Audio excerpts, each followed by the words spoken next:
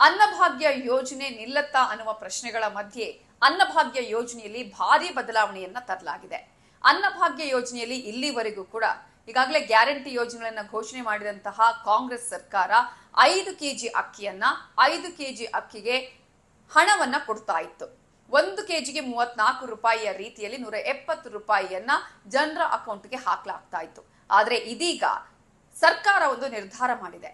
ಇನ್ನು ಮುಂದೆ ಅನ್ನಭಾಗ್ಯ ಯೋಜನೆಯಡಿಯಲ್ಲಿ 10 ಕೆಜಿ ಅಕ್ಕಿಯನ್ನು ಕೂಡ ಕೊಡ್ತೀವಿ ಅನ್ನುವಂತಹ ಘೋಷಣೆಯನ್ನ ಈಗಾಗಲೇ ಮಾಡಲಾಗಿದೆ. ಇದರಲ್ಲಿ ಆಹಾರ ಸಚಿವರಾಗಿರುವಂತಹ KH ಮುನಿಯಪ್ಪ ಅವರು ಹೇಳಿರುವ ಪ್ರಕಾರ ಇಲ್ಲಿವರೆಗೂ ಕೂಡ ಕೇಂದ್ರ ಸರ್ಕಾರ 5 ಕೆಜಿ ಅಕ್ಕಿಯನ್ನ ಕೊಡ್ತಾ ಇರಲಿಲ್ಲ. ಇನ್ನು ಮುಂದೆ ಕೇಂದ್ರ ಸರ್ಕಾರ 5 ಕೆಜಿ ಅಕ್ಕಿಯನ್ನ ಕೊಡೋದಕ್ಕೆ ನಮಗೆ ಒಪ್ಪಿಗೆಯನ್ನ ಕೊಟ್ಟಿದೆ. ಹಾಗಾಗಿ ನಾವು ಇಲ್ಲಿವರೆಗೂ ಏನು ಆ ಹಣವನ್ನ ಹಾಕ್ತಾ ಇದ್ವಿ, ಆದ್ರೆ ಇನ್ನು ಮುಂದೆ ಹಣವನ್ನ ಹಾಕೋದಿಲ್ಲ, ಈ ತಿಂಗಳಿನಿಂದಲೇ ಅಕ್ಕಿಯನ್ನೇ ನೀಡ್ತೀವಿ ಅನ್ನುವಂತಹ ಘೋಷಣೆಯನ್ನ ಮಾಡಿದ್ದಾರೆ.